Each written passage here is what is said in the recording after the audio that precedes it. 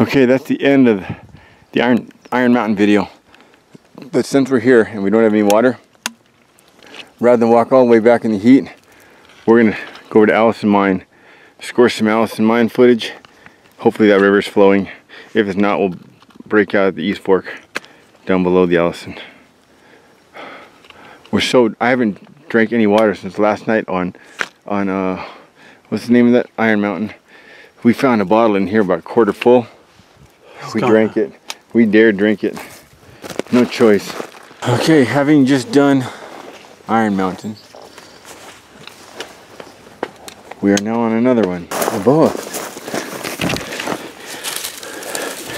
Oh, look at him. Look at him. A boa in the San Gabriels. I'm gonna wait in some shade up here and show the guys, show Monica. Look at him. And then I'll put him right back where I found him. Look at that.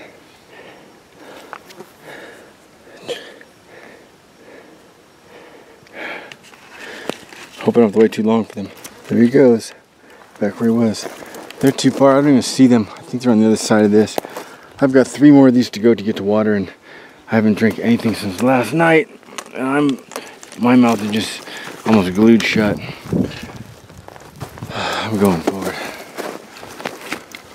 Look at this. I feel like I'm gonna pass out. I haven't felt like this in a long time. It's dehydration. I'm praying there's water up here. About a mile left, I think. I can barely open my mouth. That dehydration is no joke.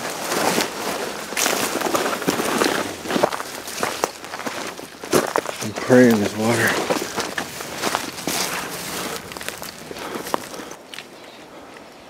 How dry it is back here. It used to look like land time forgot, ferns and everything. It's all drying up. Man-made wall. I'm real close. I can hear the river now. It is flowing. Thank you, God. And you're really not supposed to drink from this river, especially below the mine, because they use quicksilver to separate the gold, also known as mercury. But I'm going to go 20 feet above the mine, and it's been over 100 years. My main worry right now is dehydration. Monica's got the filter. I'm just going to dig in and drink.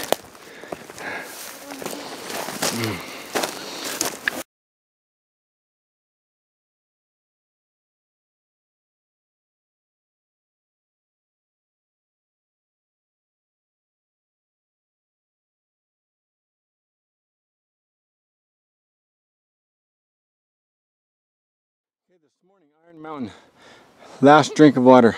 I came down to the saddle. I'm at Allison Mine. We ran out of water up there, and so 9-degree hot day. I got something to talk about on near-death experiences. We all 3 do.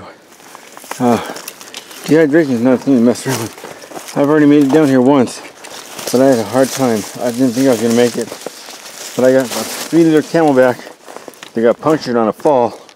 I took it back down to where they are, and they're filling up water trying to make it. Okay, this is going to really sound corny, but dehydration is no joke, right, Monica? I didn't think we were getting out of here, did you? We still have a long ways, but... I think I was going to die. I really did think I was going to die. Today. I passed out. I sat on that log in the shade. I couldn't get up. I kept passing out. I passed out, fell backwards. And then I tried eating a candy bar without the water. I threw up when I did it with blood. I was out and behind a manzanita tree trying to rest in the shade, get as little bit of shade as I could. It's horrible. And the sun was relentless. About 90 degrees, huh? No water. 0 water for hours. I had no water since last night. I think I had you gave me a sip, the last of yours, but that was it, man. And I hadn't eaten since yesterday, brunch. Because I didn't have any water. I didn't eat dinner. I signaled every plane that passed by. I have a little mirror. Yeah. I signaled all of them. I really thought I was going to die. Yeah, I thought it was over. No joke. But then I remembered what I was mine. I just had to keep going. Went and got some water. It's no joke, huh, Lewis? Oh man, that was I've never been this tired before. Plus the lack of water. Plus the lack of water, the heat. Fucking insane. Ah, these flies are biting me and bleeding. They're actually biting me and drawing blood. Thing. Every time we stopped in shade, the flies would attack us like there was no tomorrow. I gotta put this net back on. And they bite and they sting. They draw blood. Yeah. Let me show you my arm. Look at how swollen it is. I think they blow flies. They lay eggs in there. Ah, right between the eyes. It's horrible. We really didn't shoot too much on this video because we were literally fighting for our lives. There's the lower mine entrance, one of them. There's another one back up there, but we cannot make it. And I think I filmed the main one going past. There'll be a link in the details to check out the mine. But when we get down and out here, we're going to stop and tell you a story you're not going to believe. This is a real story. This really happened. Monica, you hit 911 on your phone? Yeah, it wouldn't go through. And Lewis hit 911 on his phone. I called a bunch of times. I could get no signal, nothing. I was holding off on hitting 911 because I thought we could get out of here. But on our own it'd be faster and easier rather than sit around and wait. I didn't think we'd make it if we sat around and waited. I know I wouldn't have. She'll tell you the story about one of my falls. It was a life-changing hike. Hey, Lewis? Sure was, man. But we made it. Well, we still got ways to go, but yeah. You still got a good, what, 6 miles? Roughly. Yeah, 6 miles. But this stream right here, I made it back here and I just took my cup out and right here, I had 7 kettles, titanium kettle, MSR kettles. I did 7 and I tried to get a bar down. I couldn't even eat. My throat was that closed up. I was throwing up blood. 7 kettles. And then I took my Camelback, which leaks at the top from one of my falls, so I filled it up with 2.5 straight out of here. I didn't have a filter. And I climbed back up there, which was a miracle in itself, and hiked all the way back and found them. Lewis was on his back. Monica was keeping him going, but that is the toughest female backpacker hiker, most hardcore I've ever met. So we'll tell you the story. It includes, well, I'll let her tell you the story. It's magic. It's just amazing. It really is magic. Look at this, Alice and mine. Video link below. But look, the pump shed, where is it? Right there? It was standing last time I was here. It's gone. It's all gonna be gone pretty soon, guys. And I don't know if some modern day clown did this or if they did it way back then. Someone went out of their way to paint something up there. I don't think it was from the mining days.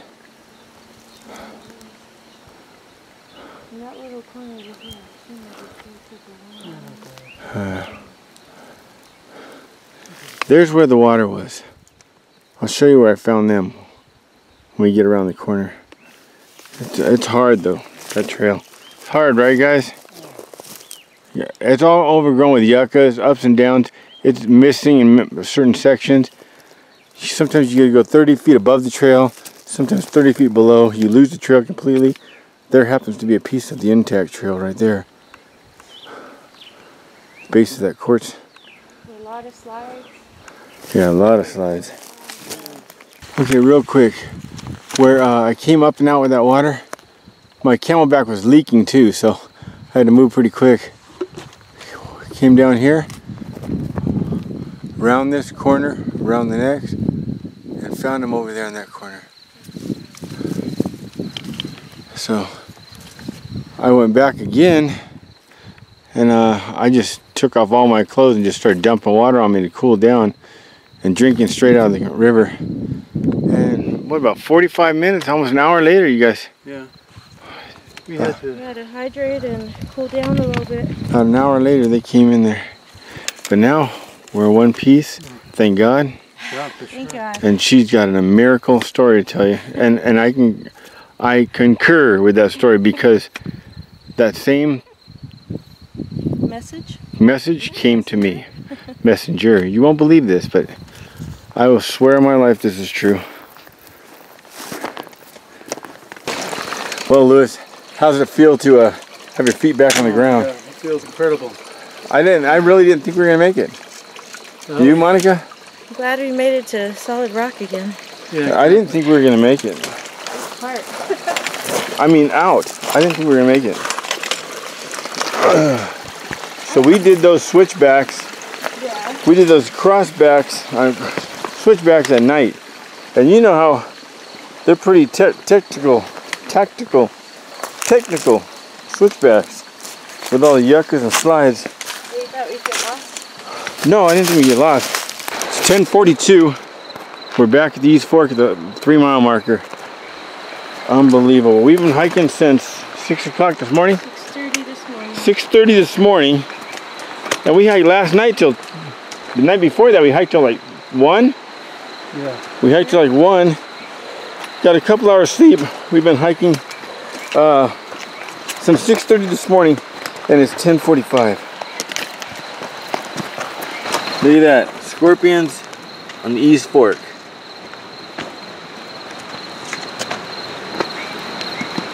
But we're just glad to be back. What time is it? 11:30. 11:30. We have been hiking since 6:30 this morning. From Iron Mountain down to the saddle, over to the Bighorn Mine. Almost died, all 3 of us. And into the East Fork. Back to the parking lot. Okay, we're not going to tell this in way too much detail, but let's see. After the first video of I can't remember the name of that peak, Iron Mountain, we didn't have any water. We came down and we didn't know if we could make it over all those 4 humps up and down and back over here. We thought it might be easier just to go over to Allison, because Martin and I cleared that trail a few years ago.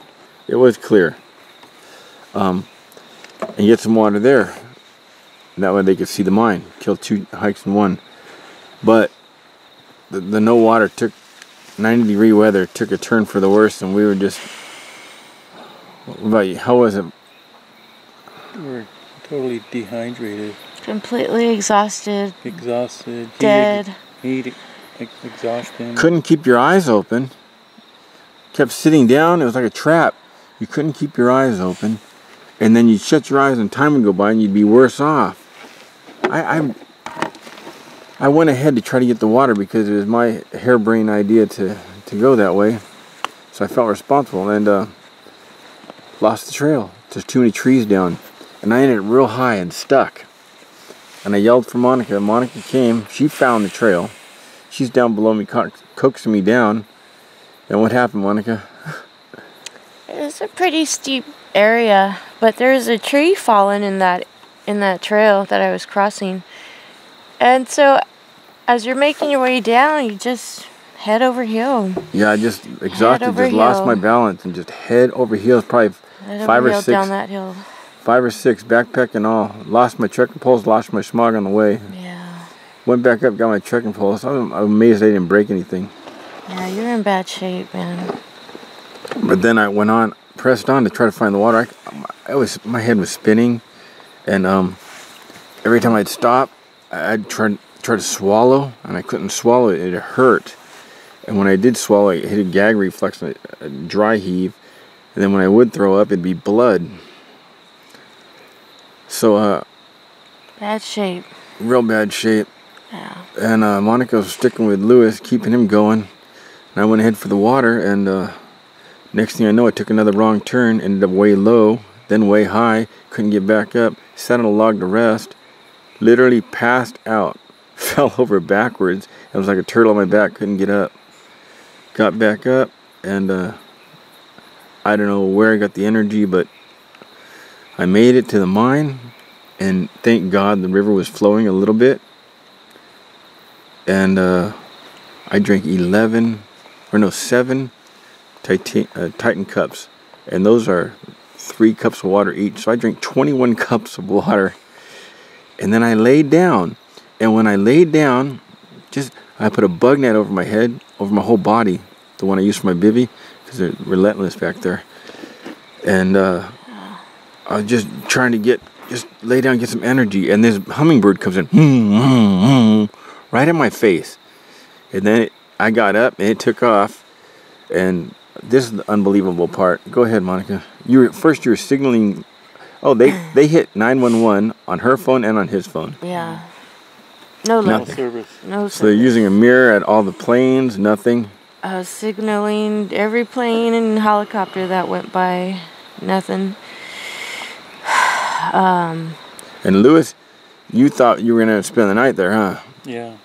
He was taking gear out of his pack and just tossing it, lighting his pack. Load, yeah. It was crazy. Because you can replace the gear, but you can't replace your life force. No, of course not. So she's sitting there, and what happens? Well, we were just trying to get some shade, so we're sitting under pine and manzanita bush. But this little hummingbird came over in the branches of the manzanita bush, and Lewis says, "Please get some help." I thought that was a great idea, so I just kept on with it, and I asked her, I said, "Little bird, please go get some help. Get us some help." Anyways, the little bird took off. The little hummingbird took off. And then a hummingbird buzzed me. I was going to wait for them for at least an hour, but we couldn't move. We were absolutely And I didn't know how far back they were. And that hummingbird come down, wouldn't get out of my face, wouldn't let me rest. So I just got up, filled up my camelback, which leaked at the top because of the fall. And I managed to climb up that. And that's no easy task, getting back up that. Where you come down to the river, is it? No, it's not. Yeah, we were probably back, I would say, I don't know, about a quarter mile from where there was water at Ellison. But we just couldn't go any further. We were absolutely done. I screamed for them, and I heard the whistle, doot, doot, doot. Yeah. So went forward. I went up past the old gear house thing and past the pipes and yelled for it. And I heard Lewis, and then I heard Monica. So I told him I was bringing him water, and that put a little a little pep in the step. Yeah. Then I gave him the water, and I went back, and I kept filling up again. But before they got back, I just literally I was so bad, so overheated. I just stripped down and just got that titanium kettle was dumping water over me repeatedly over and over and over and over and over. But then we got hydrated. So we're drinking some water, the water that Ellen brought back to us on the trail. Starting to come around, and this hummingbird comes back. She was gone the whole time. She comes back, and she's sitting on the branch above us, and she's staring right at me. Just staring, just looking right at me. And as I look at her, I thanked her. I thanked that hummingbird for getting help. So she did a good job. Good girl. Thank you very much. When you turned away? I tried to turn away from her, and she'd come and buzz my head, come right by my face. It happened a couple different times. I think what she was saying is, all right, now get up. You got your water, get up. got your water, now get up and keep going. And we did. Then we, at sundown, we left coming back from Allison Mine on the upper trail, the lower trail, I'm sorry, the ridge trail. And it's way overgrown with yuccas, huh? Oh, yeah. So, Allison Mine, either way, I really wouldn't recommend that unless you are tip-top shape and not under no circumstances by yourself.